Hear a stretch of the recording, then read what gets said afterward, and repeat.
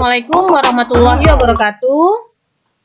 Bersama saya Laili Tutorial. Dan untuk kali ini akan membahas cara membuat laporan perubahan posisi keuangan atau neraca untuk kasus UD Abadi soal UKK Akuntansi tahun 2024 paket 1.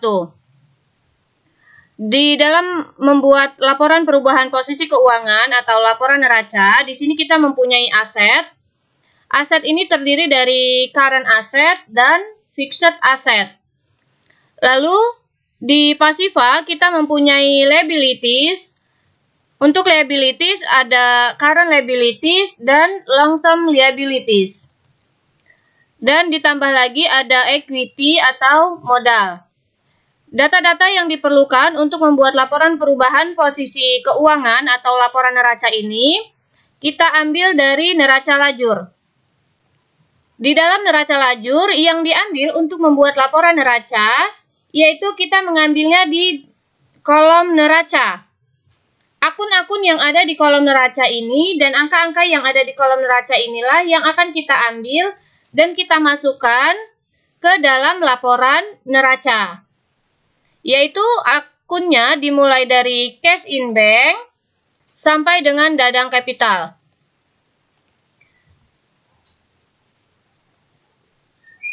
Kita mulai yang pertama untuk current asset. Current asset yang pertama di sini ada cash in bank. Kita lihat di neraca lajur, cash in bank di neraca lajur kolom neraca ada 1.127.260.000 rupiah. Maka kita pindahkan angkanya dan kita masukkan yaitu cash in bank dengan angka yang sama. Lalu berikutnya kita lihat ada petty cash sebesar 8.700.000. Maka kita masukkan angkanya ke dalam laporan neraca yaitu petty cash 8.700.000. Lalu berikutnya ada account receivable. Account receivable di sini 246 juta rupiah dan ada allowance yaitu 6.150.000 rupiah. Maka kita masukkan angkanya ke dalam neraca untuk account receivable dan allowance. Allowance di sini posisinya ada di sebelah kredit di dalam neraca, maka akan mengurangi saldo account receivable. Jadi kita di sini dikurang untuk allowance-nya. Lalu berikutnya kita masuk ke merchandise inventory 367 juta. Lalu ada store supply 11.625.000 rupiah. Lalu ada prepaid insurance dan prepaid rent. Semuanya ini kita masukkan angkanya ke dalam neraca. Setelah kita masukkan semua dari mulai cash in bank sampai dengan prepaid rent, ini merupakan kelompok current asset. Maka kita total dan dinamakan total current asset. Lalu berikutnya ada equipment at cost dan equipment akumulasi depreciation. Kita lihat untuk equipment at cost 22 juta dan equipment akumulasi depreciation sebesar 17.200.000. Ini merupakan kelompok fixed asset, maka kita masukkan angkanya 22 juta dikurangi dengan equipment akumulasi depreciation, maka masuk ke total fixed asset. Lalu total current asset ditambah dengan total fixed asset, maka ini dinamakan total asset. Setelah selesai kita ke aset, kita masuk ke liabilities, yaitu ada current liabilities, terdiri dari account payable, expense payable, income tax payable, dan PPN payable. Datanya sama, kita ambil dari neraca lajur di kolom neraca. Ini semuanya kita ambil dan kita masukkan angkanya,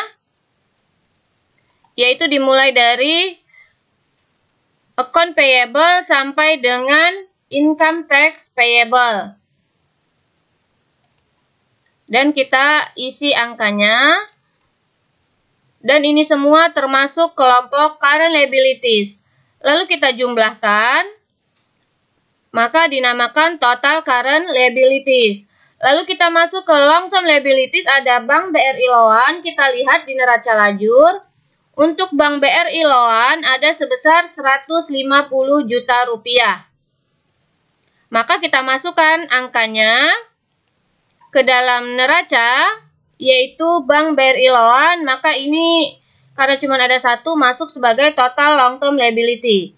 Lalu berikutnya ada Dadang Capital. Dadang Capital datanya kita ambil dari laporan perubahan ekuitas.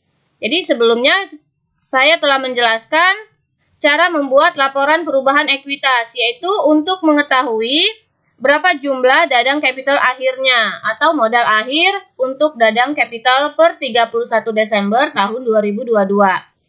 Yaitu di sini ada 1.288.350.000 rupiah.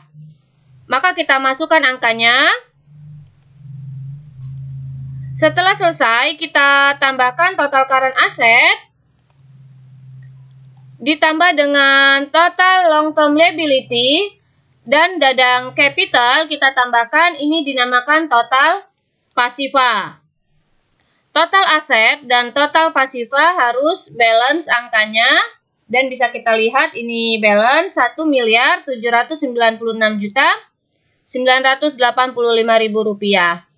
Jadi inilah cara membuat laporan perubahan posisi keuangan atau laporan neraca pada kasus UD Abadi soal UKK Akuntansi tahun 2024 paket 1. Semoga bermanfaat. Terima kasih. Wassalamualaikum warahmatullahi wabarakatuh.